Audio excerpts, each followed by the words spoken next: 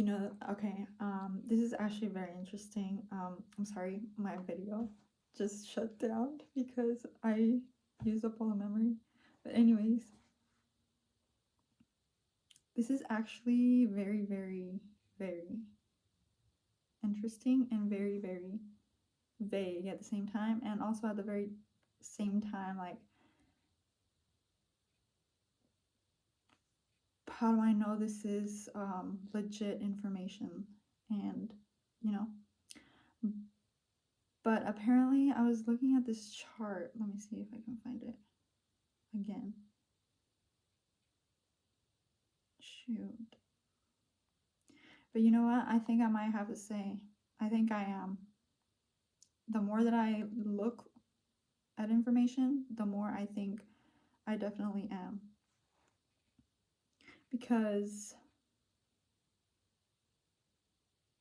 I am a little bit OCD. So, and then I was looking at this chart because I saw the definition in between it because it's talking about neurodivergent, like the neurodiversity terms, and it gives neurodivergent, neurotypical, and holistic. And I was like, oh, have I been confusing neurodivergent and neurotypical? And then once I looked at it, I was like,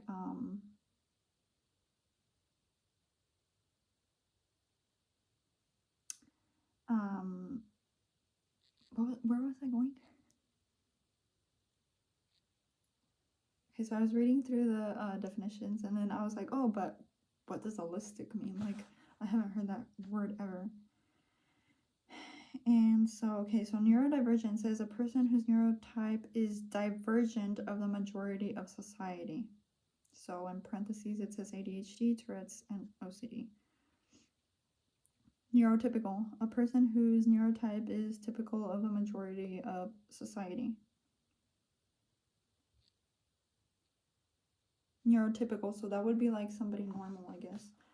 And holistic, a person that is not autistic. So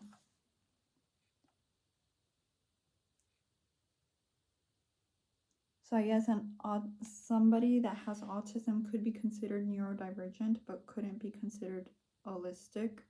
But an holistic person could have some symptoms of neurodivergent, but be more normal than neurodivergent. So I didn't.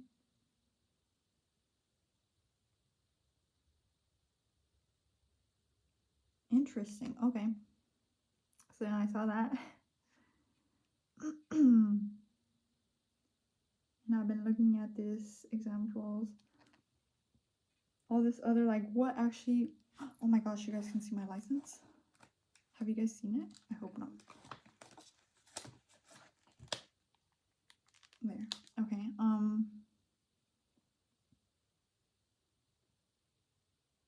I've been looking at like what does it mean to have to be neurodivergent, and each one, like I said, has different disorders under the spectrum, and I guess I am. There's ADD, Tourette's, Down syndrome, autism spectrum disorder, dyslexia, trauma, developmental disabilities, cultural diversity, ODD. What is ODD? Specific learning disorders, ADHD, anxiety, depression, OCD, auditory processing, sensory integration disorder, gifted, developmental coordination disorder. Okay, so then I was looking at what does holistic mean. Holistic is a term used to describe people who are not on the autism spectrum. It's often used in the context of neurodiversity. The term holistic is used to describe people without using judgmental terms like normal. So I guess you're kind of autistic, but not completely autistic.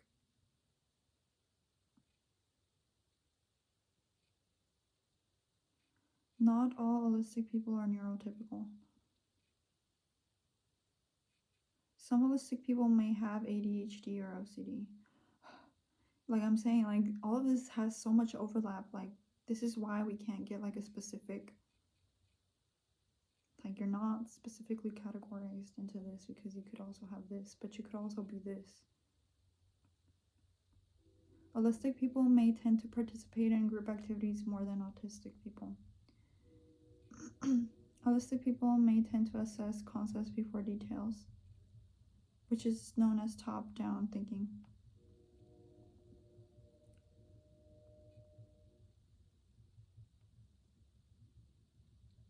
Well, I guess it's used so that you don't use terms like normal in contrast to the word autistic.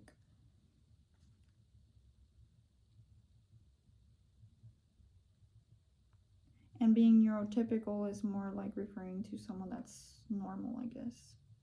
So autistic wouldn't be neurotypical.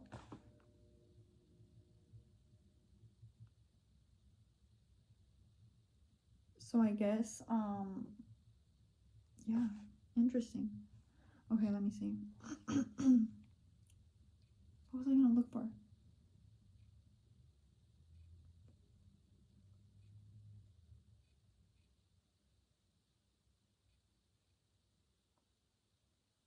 Oh yeah, that's what I was gonna mention actually. So socially, let me tell you how I am socially. And I don't know if this is because of the way my brain is formed or because of the way that I was raised, but I kind of blame the way I was raised more than the fact that my brain is wired a certain way. But basically, socially, I am not a very social person. Like, in my nature, I'm not very social. I can be, but it just depends on the circumstance. So if I am, and I don't like small talk, I'll do it, but I'm not a fan, and it just uninterests me out. Like, oh, what a nice day. And I understand that it's like a way to kind of like start conversating more, but like I kind of dislike small talk. So if you're gonna tell me like about the weather, I'm like, oh yeah, like. But if you're gonna be like, oh, have like a deeper conversation or like,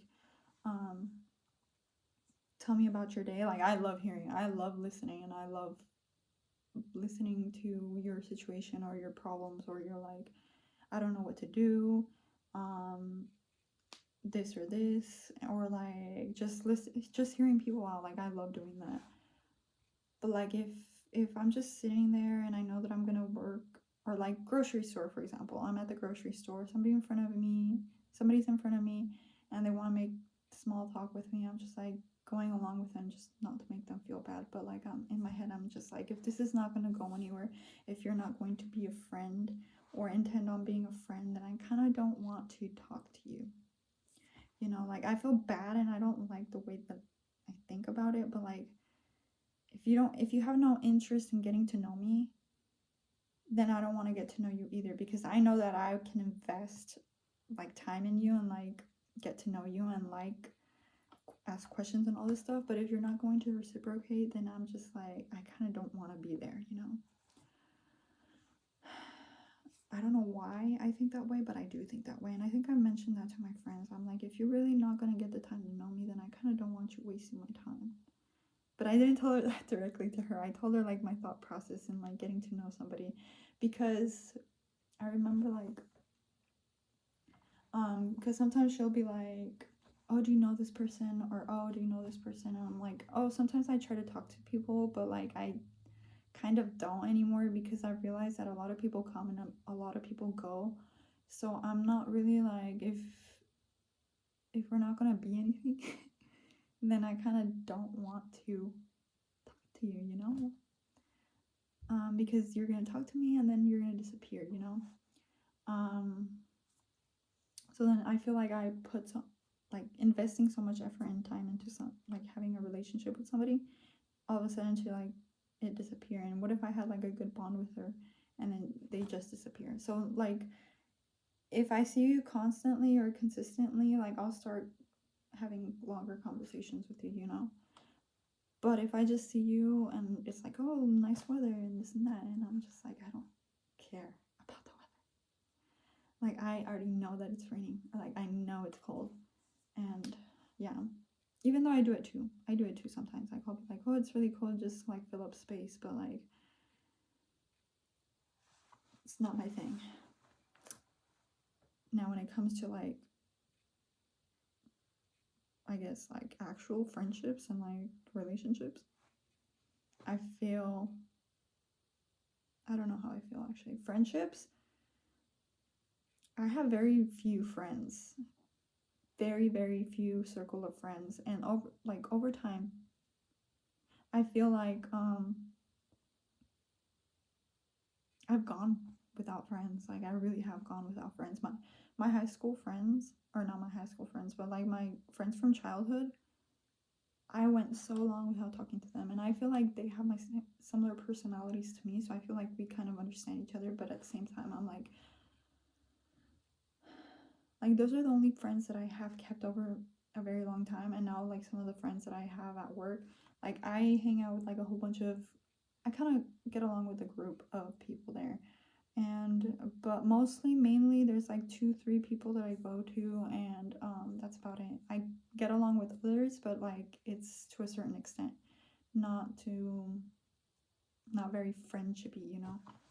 And just to pass the time, we tell stories and stuff, and I do like that. Like I said, like I like hearing people out. Like if you're gonna tell me a story, like I'm there.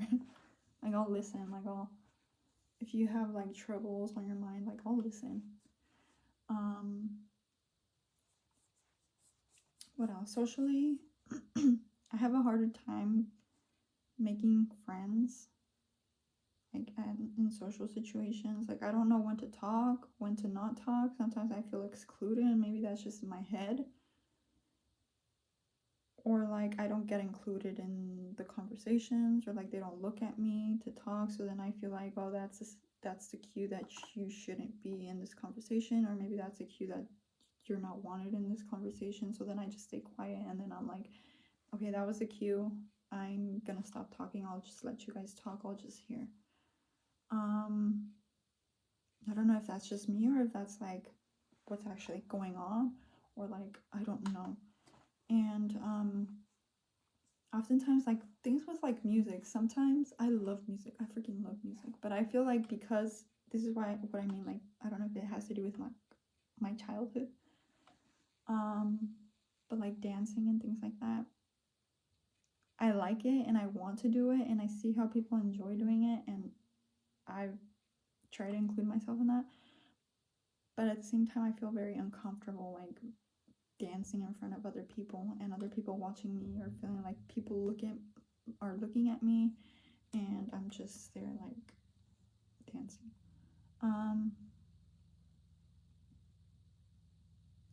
Or like when I'm in a friend group that I don't know others, where I don't know others, and I just kind of stay quiet.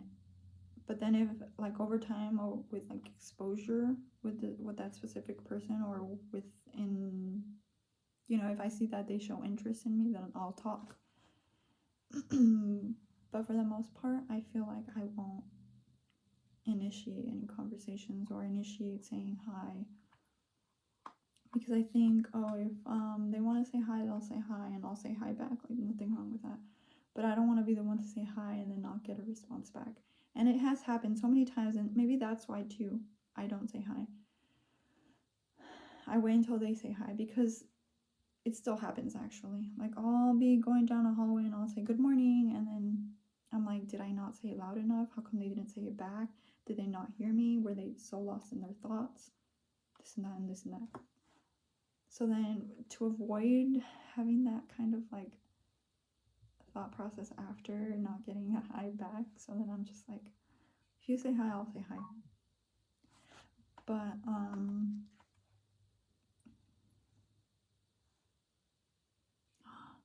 your service has been suspended. We're here to help you get your bill paid. I think I know why. Shoot. You know what? No wonder they didn't call me. Maybe they were trying to call me. Shoot.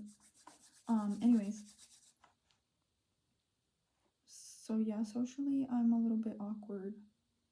Or sometimes when I'm nervous, I'll think I heard. It's just embarrassing, actually. Like they'll be talking to me, and I'm just like, I really want to know what you said, but if I couldn't hear what you said, I'll just look at you like, how do I even talk? How do I even tell you that I didn't hear what you said, or like if you can repeat it again without being mean, or you know. I don't know if that's just me. I feel like that's a lot of people, but anyways. So yeah, I guess I have some overlap, and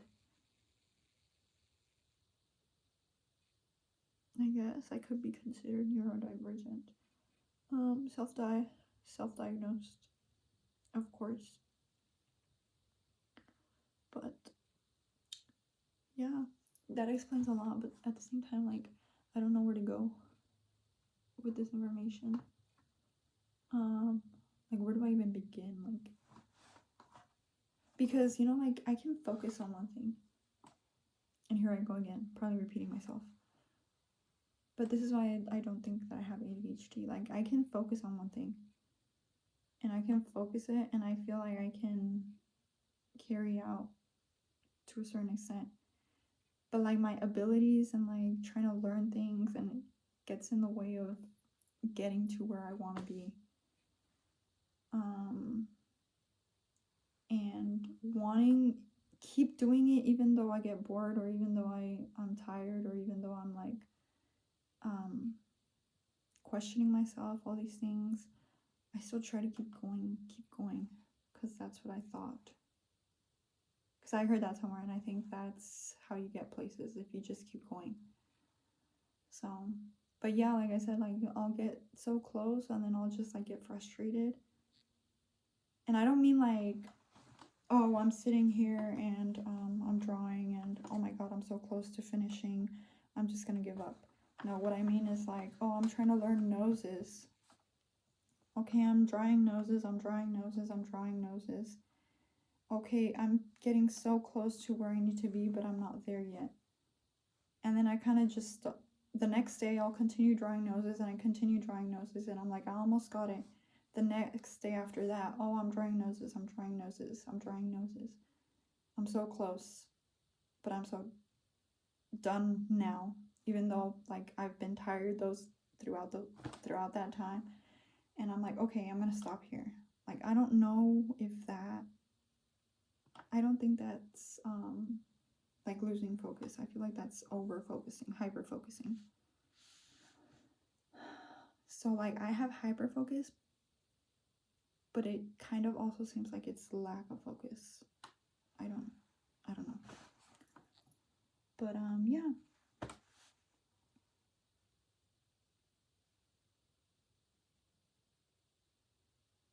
Yeah, but there's no reason for us to feel bad, because as a matter of fact, some of the greatest people in this world have had ADHD, have had some type of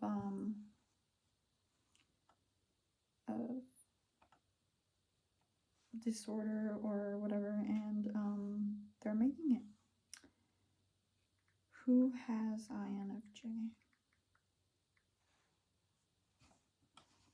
Okay, let me show you. Okay. Carl Jung, which was a psychologist. Nicole Kidman, don't know who that is. Mahatma Gandhi had INFJ. Eleanor Roosevelt, J.K. Rowling, Nelson Mandela, Adam Sandler, surprisingly, Mel Gibson. I'm only reading the ones I do know, more or less. Plato, Martin Luther King Jr.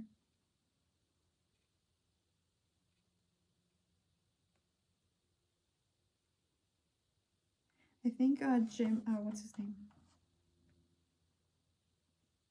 Robin Williams, I think, had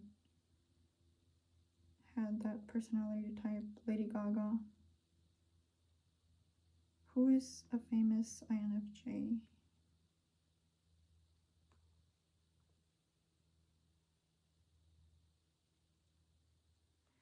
Did Robin Williams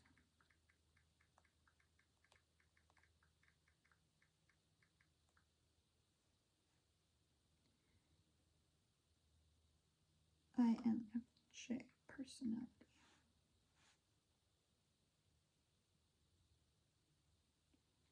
He's widely believed to have been an ENFP. Okay, never mind.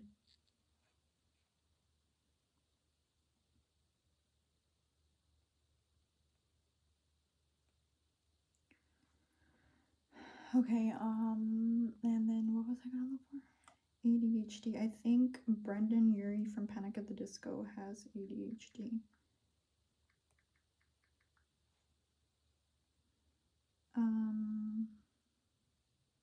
Michael Phelps, Justin Timberlake, Adam Levine, Paris Hilton, Emma Watson, Howie Mandel, and Howie Mandel also has OCD.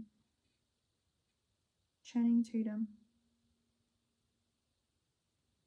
Karina Smirnoff, don't know her. Ryan Gosling, Will.i.am, Albert Einstein. Interesting, see? Bill Gates, Jim Carrey, Will Smith, Michael Jordan, Michelle Rodriguez. Is that the girl from, I don't know.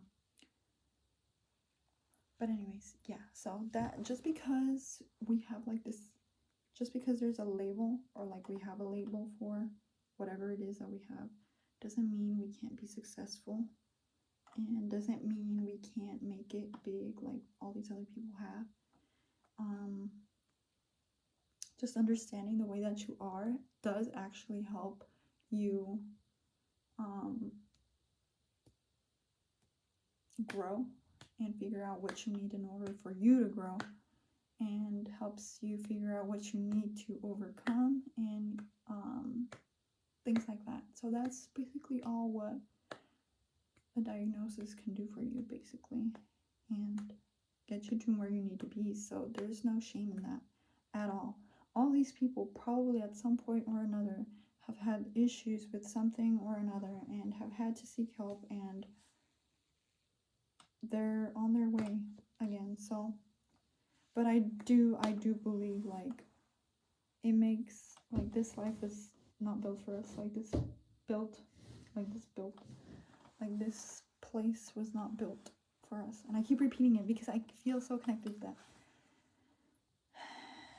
And yeah, and I do oftentimes find myself thinking like, why can't I be normal? Why can't I conversate like she is right now? Or like, why can't I just like, why does it cost me so much to do what she does? Or why does it have to be that way? Or like, if I could do it this way, I would do it this way. Why does everything have to be by the book or whatever?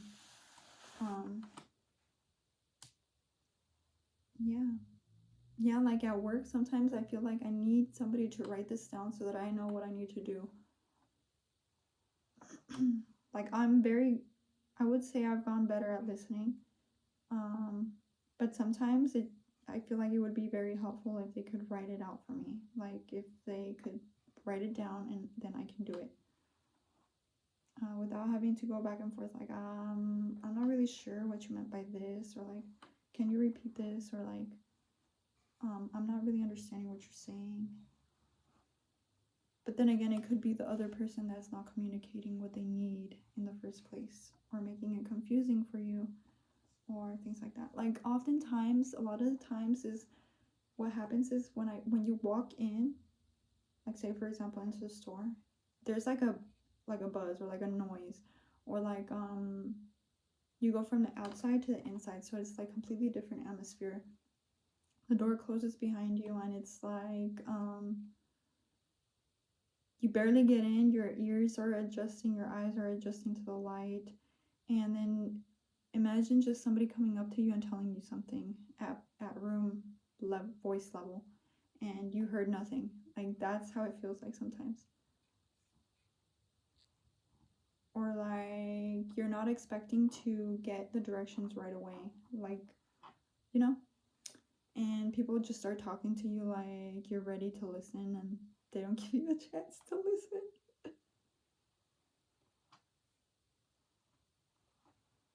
One of the things with me is like eating too. Like eating, I need to sit down and eat,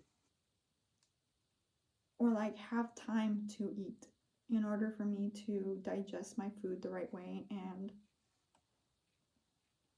I don't know if this is even related, but yeah, basically I just need to have time to be able to eat. And if I don't have the time to eat, then I'm not going to even eat at all. Like at work, sometimes like breaks. Sometimes teachers will come in or like they'll talk, and then I'll be like, I'll stop eating, and then I'll wait for them to leave.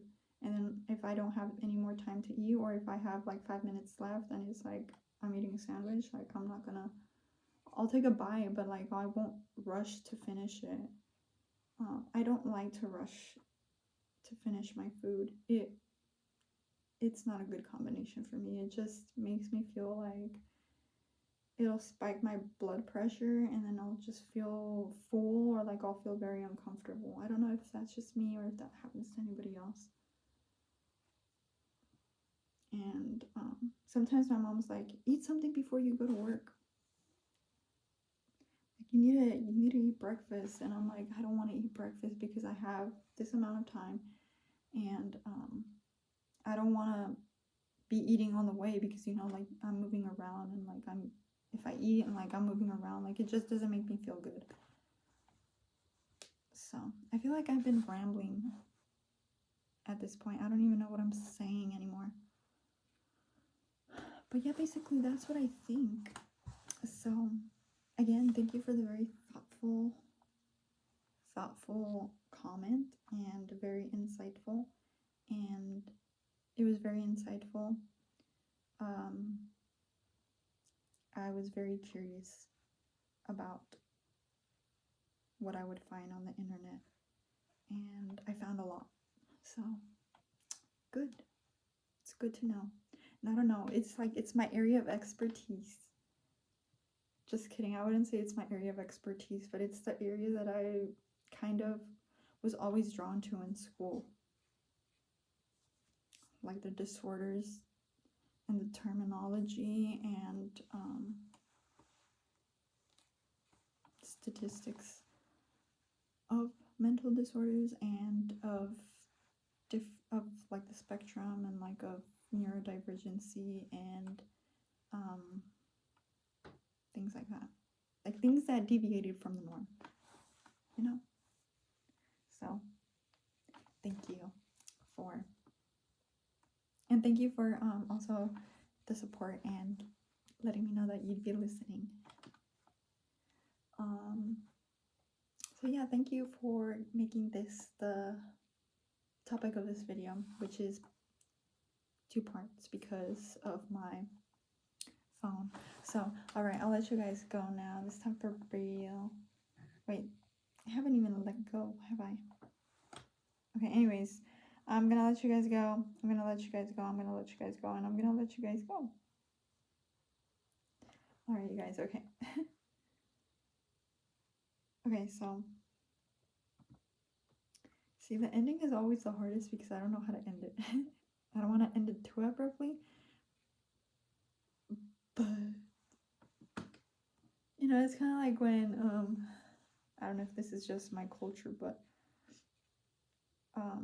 anytime we go anywhere, like goodbye is always the longest goodbye ever in the world, because it's like you're saying bye at the door, you're saying bye in front of the door, you're saying bye at the car, you're saying bye once they're driving off, like, and waving bye. So that's kind of how this is. I think it's just something that's ingrained into me. Okay, guys, this time it's for real. I'll let you guys go. See you guys next time.